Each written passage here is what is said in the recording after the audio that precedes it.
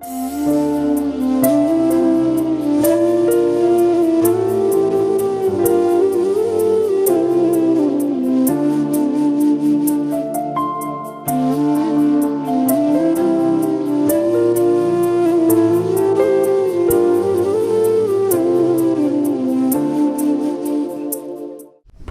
రక్షకుడైన నజరేయుడైన యేసుక్రీస్తు నామములో మీ అందరికీ కూడా ప్రేమపూర్వక వందనాలు తెలియజేస్తున్నాను. అందరికీ క్రిస్మస్ శుభాకాంక్షలు. దేవుని యొక్క వాక్యాన్ని కొద్ది సమయం ధ్యానం చేసుకుందాం. ఈ కార్యక్రమాలు మీకు దీవెనకరంగా ఉన్నట్లయితే స్క్రీన్ మీద కనబడుతున్నటువంటి ఫోన్ నెంబర్లకు మీ యొక్క ప్రార్థన అవసరతలు కానీ లేకపోతే మీ సలహాలు సూచనలు కానీ మాకు తెలియజేయవలసిందిగా కోరుచున్నాం. దేవుని యొక్క వాక్యాన్ని మనం ధ్యానం చేసుకుందాం. మత్తయి సువార్త 2వ అధ్యాయం.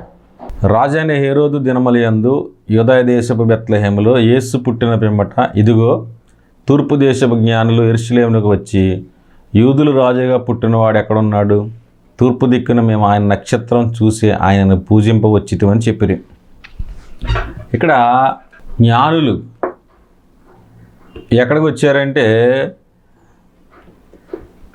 యెరూషలేముకి వచ్చినట్టుగా కనపడుతుంది. యెరూషలేముకి వచ్చి వాళ్ళు అడుగుతున్నారు, యూదుల రాజుగా పుట్టినవాడు ఎక్కడున్నాడు? యూదుల రాజుగా అంటే జ్ఞానులు వాళ్ళు ఏమనుకున్నారంటే రాజుగా పుట్టాడంటే రాజకోటలో పుడతాడు అనుకున్నారు. రాజుగా పుట్టాడంటే ఎక్కడ పుడతాడు అనుకున్నారండి? రాజకోటలో పుడతాడు రాజు అని ఈ యొక్క జ్ఞానులు అనుకున్నారనమాట. అందుకనే హేరోదు రాజు దగ్గరికి వెళ్ళారండి. హేరోదు రాజు దగ్గరికి వెళ్ళారు. వెళ్ళి యూదుల రాజుగా పుట్టినవాడు ఎక్కడున్నాడు? మేము ఆయన నక్షత్రము చూసి మేము వచ్చాం అంటున్నాడు. అంటే తూర్పు దిక్కున మేము ఆయన నక్షత్రము చూసి ఆయనను పూజింపవచ్చితోని. ఎవరిని చూసి వచ్చారంటే నక్షత్రము చూసి వచ్చారు వాళ్ళు. చూడండి, దేవుడు కొంతమందికి కొన్ని రకాలుగా బయలుపరుచుకుంటాడు. ఇప్పుడు మనం పోయిన వారం చెప్పుకున్నటువంటి రక్షకుడు వచ్చాడు అన్న ఆ లోకస్వార్త 2వ అధ్యాయంలో గొల్లలకి ఏమో దేవదూత ద్వారా డైరెక్ట్గా ఆయన ప్రత్యక్షత పంపించాడు. గొల్లలకి ఎలా పంపించాడండి? డైరెక్ట్గా ప్రత్యక్షత పంపించాడు. అయితే ఇక్కడ దేవుడు పండితులకైనా పామరులకైనా, జ్ఞానం కలిగినటువంటి వారికైనా జ్ఞానం లేనటువంటి వారికైనా, అర్థం చేసుకునే వాళ్ళకైనా అర్థం చేసుకునే దేవుడు తాను బయలుపరుచుకునే విధానం అనేది చాలా జ్ఞానయుక్తంగా అర్థం చేసుకునే వాళ్ళకి అర్థం చేసుకున్నట్టు, అర్థం చేసుకోలేని వారికి అర్థం చేసుకోలేనట్టుగా ఆయన ప్రత్యక్షత పంపుతాడు. గొర్రెల కాపర్లకి ఆయన ఎలా పంపించాడంటే దేవదూత ద్వారా సందేశాన్ని పంపించాడు. దేవదూత ద్వారా దేవుని సందేశాన్ని ఆయన పంపించాడు. ఇక్కడ జ్ఞానులకి ఎలాగూ పంపించాడంటే నక్షత్రం ద్వారా పంపించాడు. ఒక వెలుగు, నక్షత్రం ప్రకాశిస్తుంది. నక్షత్రాన్ని బట్టి వారు వచ్చారు. తూర్పు దిక్కున ఆయన నక్షత్రం చూసి ఆయన వచ్చారు. నక్షత్రం అనేది చూసి వచ్చినట్టుగా కనబడుతున్నాడు. అంటే నక్షత్రం అంటే ఆ నక్షత్రం ప్రకాశిస్తుంది. ఆ ప్రకాశించే నక్షత్రాన్ని చూసి వారు వచ్చారు. ఇప్పుడు ఈ దేవుని యొద్దకు మనిషి ఎలా వస్తాడంటే మనల్ని బట్టి వస్తాడు. అందుకే మనం ఒక నక్షత్రం. మనం ఎవరు అండి? ఒక నక్షత్రం. మనల్ని బట్టి దేవుని యొద్దకి మనుషులు వస్తారు. ఎందుకంటే మనము ప్రకాశిస్తాం. మన క్రియలు, మన యొక్క వ్యక్తిగత జీవితం, మన ప్రార్థనా జీవితం, అంటే మనం ఒక నక్షత్రం. మనం ఎవరు అండి? ఒక నక్షత్రం. నక్షత్రం చూసి ఆయనను పూజించడానికే వచ్చారు. ఇక్కడ మనకి దానియేలు గ్రంథం 12వ అధ్యాయంలో ఒక వచనం ఉంటుంది, చదువుతామండి. బుద్ధిమంతులైతే ఆకాశ మండలంలోని జ్యోతులను పోలిన వారే ప్రకాశించెదరు. బుద్ధిమంతులైతే ఆకాశ మండలంలో జ్యోతులు పోలిన వారే ప్రకాశించెదరు. నీతి మార్గం అనుసరించి నడుచుకున్నట్లు ఎవరు అనేకులను తిప్పుదురో వారు నక్షత్రం వలె నిరంతరం ప్రకాశించెదరు. ఎవరైతే నీతి మార్గంలో నీతి మార్గంలో నడుచుకున్నట్లు ఎవరు అనేకులను తిప్పుదురో వారు నక్షత్రం వలె నిరంతరము ప్రకాశించేది. అంటే ఎవరైతే నీతి మార్గములో నడుచుకున్నట్లు ఎందరైతే ఇతరులను ప్రోత్సహిస్తారో వారు నక్షత్రం వలె నిరంతరము వారొక నక్షత్రం. మనం ఇతరులకి ఎప్పుడైతే మనము దేవుని గురించి, యేసుక్రీస్తు గురించి సువార్త చెప్తామో ఆ చెప్పేవాళ్ళు ఏంటంటే ఒక నక్షత్రం. అంతేనే కదా. ఎందరైతే అంటే మనము ఒక నక్షత్రం దేని గురించి చెప్తే యేసయ్య గురించి మనము చెప్పినట్లయితే, బుద్ధి మార్గం బుద్ధిమంతులైతే అంటే నీతి మార్గం నడుచుకున్నట్లు. నీతి మార్గం ఇది ఏ మార్గం అండి? నీతి మార్గం. ఈ నీతి మార్గాన్ని గురించి మనం చెప్పినట్లయితే వారు ఏమవుతారంటే వారు నక్షత్రం. ఇక్కడ ఒక నక్షత్రం అని దానియేలు గ్రంథంలో కనపడింది.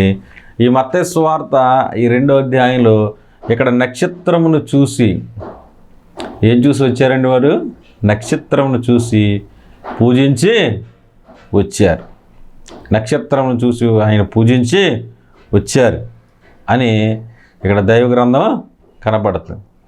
అయితే ఆ మాట ఎప్పుడైతే విన్నారో అక్కడ అందరూ కూడా కలవరపడ్డారు.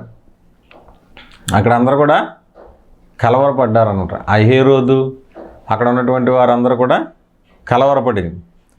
అయితే అడిగారు, రాజు ఎక్కడ పుడతాడు అని అక్కడ అందరినీ కూడా అడిగినట్టుగా కనపడుతుంది. ఇక్కడ మీకా గ్రంథం 5వ అధ్యాయం 2వ వచనంలో అక్కడ ఉన్నటువంటి లేఖనాన్ని అక్కడ కోట్ చేస్తూ అక్కడ రాశారు, యూదా దేశపు బెత్లెహేమా, నీవు యూదా ప్రధానులు ఎంత మాత్రం అల్పమైన దానవు కావు. ఇశ్రాయేలు నా ప్రజలను పరిపాలించే అధిపతి నీలో నుండి వచ్చును. ఇక్కడ ప్రవచనం కనబడుతుంది.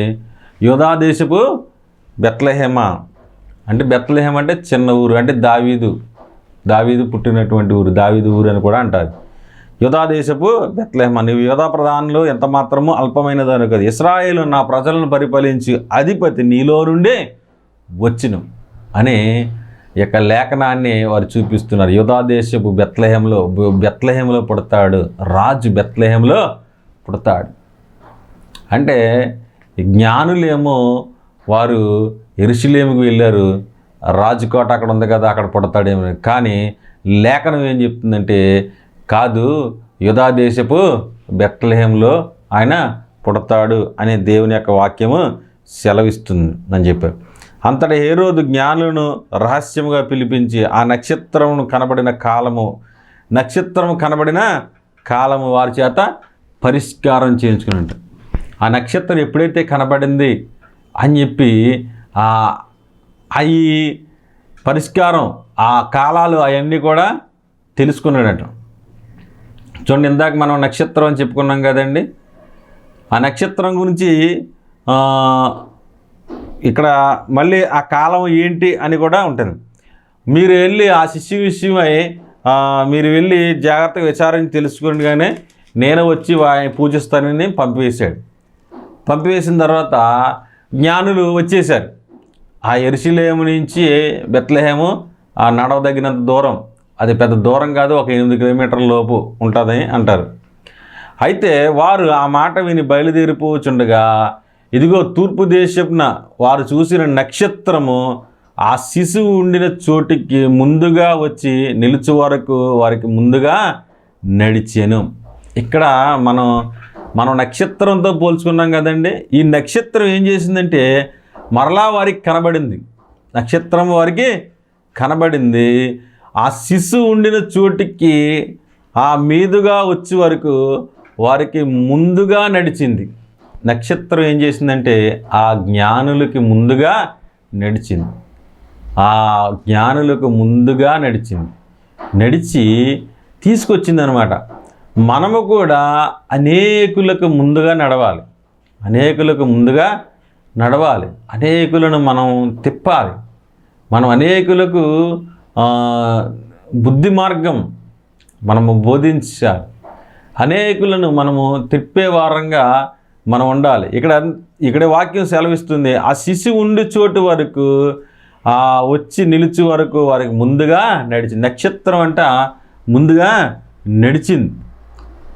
నక్షత్రం ముందుగా నడుస్తూ వెళ్ళిందనమాట.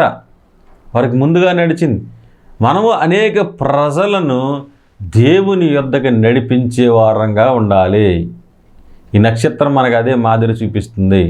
నక్షత్రం మనకు చూపించేది ఏంటంటే యేసు పుట్టాడు అని తెలియపరుస్తుంది. అయిన తర్వాత యేసు పుట్టాడని తెలియపరిచిన తర్వాత ఆ యేసు దగ్గరికి ఆ నక్షత్రం మరలా నడిపిస్తూ ఉంది ప్రజల్ని, ఆ జ్ఞానుల్ని. అలాగే మనము యేసును మనం నమ్ముకున్న తర్వాత, మనము ఒక నక్షత్రంగా మార్చబడిన తర్వాత అనేకులను మనము చెప్పి అనేకులను యేసు నొద్దకు నడిపించేవారుగా ఉండాలి. అనేకులను యేసు యొద్దకు నడిపించే వారంగా మనము ఉండాలి. ఇక్కడ నక్షత్రం ఏం చేసిందంటే నడిపించింది ప్రజల్ని. నక్షత్రం ఏం చేసిందండి? ప్రజలను, జ్ఞానులను నడిపించింది. వారికి ముందుకు వచ్చే వరకు నడిచెను. అయితే వారు ఆ నక్షత్రం చూసి అత్యానందభరితులై, ఆ నక్షత్రాన్ని చూసిన జ్ఞానులు ఏమైపోయారంటే అత్యానందభరితులై. నీవు ఒక నక్షత్రం, నేను ఒక నక్షత్రం. మన నక్షత్రాలు అత్యానందభరితులవుతున్నారా మనల్ని చూస్తే ప్రజలు? ఆ నక్షత్రాన్ని చూసినప్పుడు అంట జ్ఞానులు అత్యానందభరితులు, ఆనందం కలిగిందంట వారికి. అదిగో నక్షత్రం అని. అలాగే మనల్ని చూసినప్పుడు ప్రజలు వారు అత్యానందభరితులు అవ్వాలి. ఈ బాబు వస్తున్నాడరా బాబు, మనల్ని తినేస్తాడరా, లేకపోతే మనల్ని ఎలా అంటాడు, మనల్ని అలా అంటాడు, లేకపోతే మనల్ని ఏదో మన దగ్గర నుంచి లాభం ఆశిస్తున్నాడు, లేకపోతే మనల్ని ఎలాగో అని మనం వచ్చేటప్పటికి ప్రజలు సనుక్కుంటున్నారా, లేకపోతే మనల్ని చూసి ప్రజలు సంతోషిస్తున్నారా? ఈ నక్షత్రాన్ని చూసినటువంటి జ్ఞానులు అత్యానంద భరితులయ్యారట. అత్యానంద భరితులు, ఎంతో ఆనందం వచ్చింది ఆ నక్షత్రాన్ని చూసేటప్పటికి. జ్ఞానులకి ఎంతో ఆనందం వచ్చింది. అలాగే ప్రజలు మనల్ని చూసేటప్పటికి వారికి ఎంతో ఆదరణ, ఎంతో ఆనందము ప్రజలకు కలగాలి. అలాగూ మనం జీవించాలి. ఎందుకంటే మనం నక్షత్రం ఏ రీతిగా ప్రకాశిస్తుందో మనము కూడా అలా ప్రకాశించడానికి మన నీతి క్రియలు, మన మాటలు, మన పనులు, మన జీవితం, మనం ప్రార్థనా జీవితం, మన వాక్యం చదవడం, లేకపోతే వాక్యానుసారంగా జీవించడం, మన అన్ని విధాలు సమస్త ప్రవర్తన యందు ఆయన అధికారమునకు ఒప్పుకునుడి. అంటే మనము ఎప్పుడైతే ఇంకా జీవించేది నేను కాదు, జీవించేది క్రీస్తే అన్నట్లు నువ్వు బ్రతికితే నిన్ను చూసి జనులు అత్యానంద భరితులవుతారు. జ్ఞానులు ఎలా అయితే నక్షత్రాన్ని చూసి అత్యానంద భరితులయ్యారో అలాగే మనలను చూసి జనము అత్యానంద భరితులవుతారు. అయితే చాలామంది జీవితాలు ఆనందం అనేది ఉండదు. వారు కనపడేటప్పటికి మనకు భయం వేస్తుంది. ఈ బాబు వీళ్ళు వస్తున్నారు, మనల్ని ఏం చేస్తారు ఏంటో, మనకున్న మనశ్శాంతిని కూడా పోగొట్టేస్తారు. చాలామందిని చూసేదానికి అలాగూ అత్యానంద భరితులు కాలేకపోతున్నారు చాలామంది కూడా. ఇక్కడ ఆ నక్షత్రం చూసి అత్యానంద భరితులే అత్యానంద భరిత ఇంట్లోనికి వచ్చి తల్లి అయిన మరియను శిశువును చూసి సాగిలపడిను. ఆయనను పూజించి తమ పెట్టెలే విప్పి. ఇక్కడ చూడండి, ఆ నక్షత్రం ఎక్కడ వరకు వచ్చిందంటే యేసు క్రీస్తు నద్దకు నడిపించేంత వరకు వచ్చింది. నక్షత్రాన్ని వారు పూజించారా? లేదు. ఇక్కడ మనం సరిగ్గా గమనించుకోవాలి. నక్షత్రాన్ని పూజించారా వారు? నక్షత్రాన్ని పూజించలేదు. యేసు దగ్గరికి వచ్చారు వారు. యేసు దగ్గరికి వచ్చి సాగిలపడ్డారు. మనము ఎంతవరకు అంటే ప్రజలను యేసు యొద్దకు నడిపించడం వరకునే మన పని.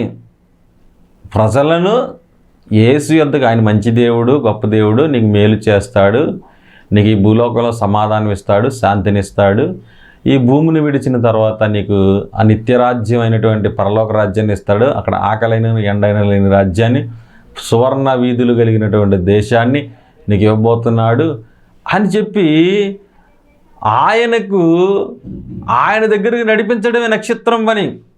అంతవరకు తప్ప నక్షత్రాన్ని పూజించకూడదు.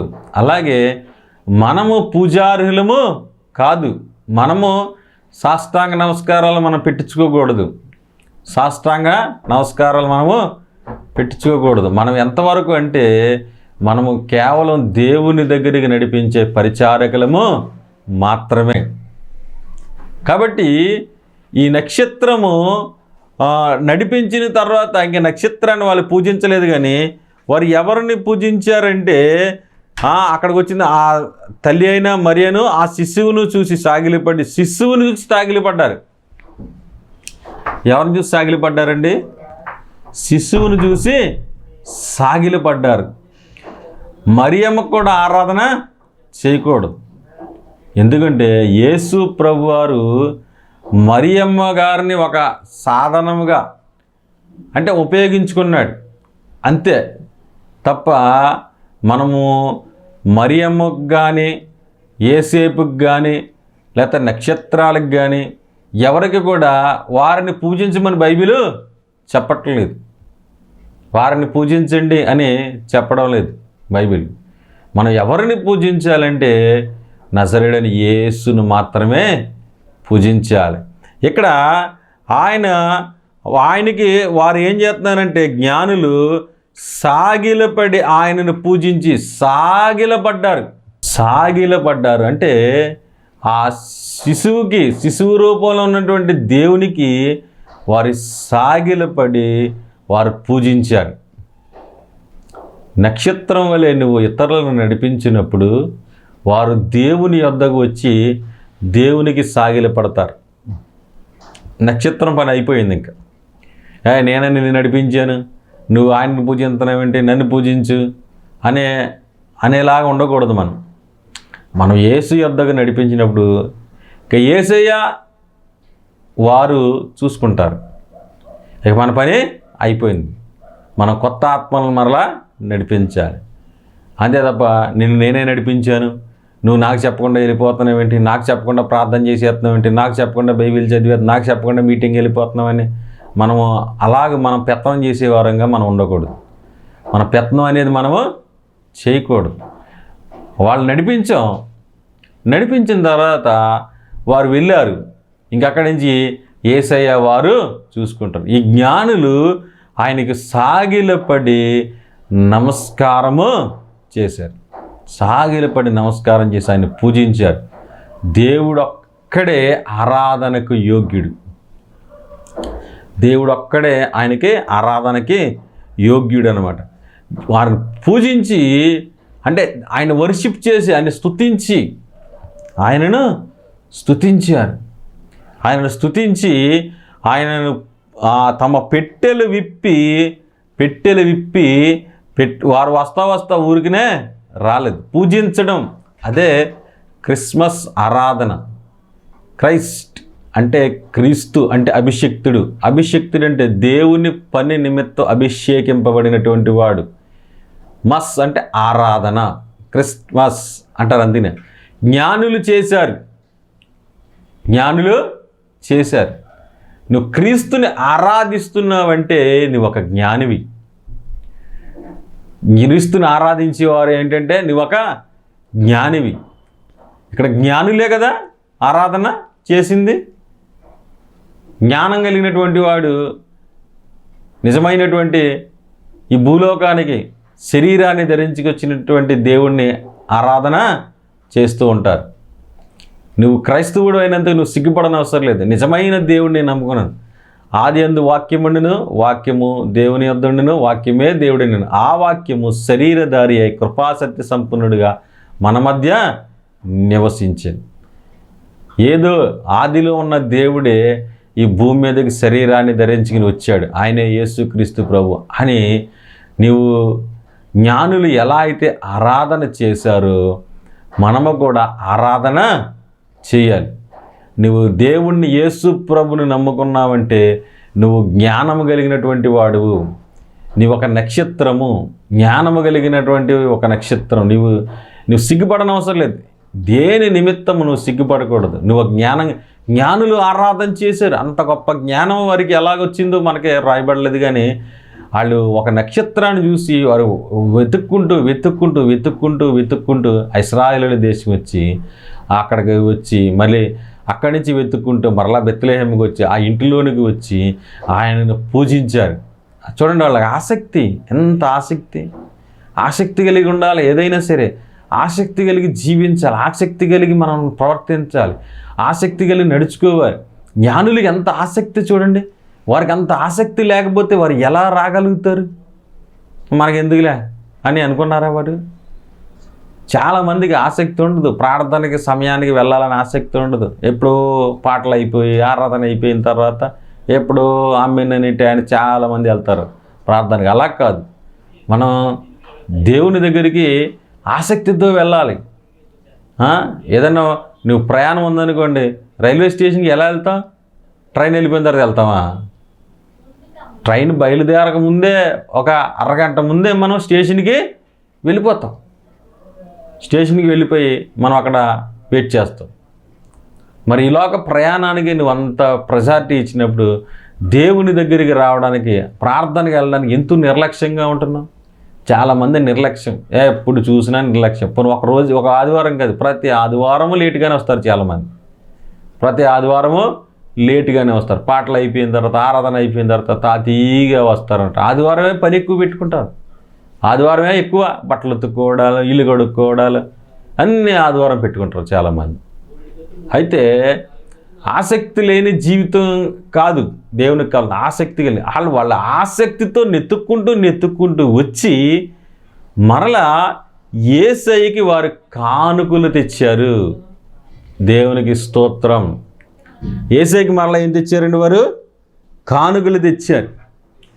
ఏమేం కానుకలు తెచ్చారు? ఇక్కడ రాయబడింది, బంగారము, సాంబ్రాణి, బోలమును కానుకలుగా ఆయనకు సమర్పించిరి.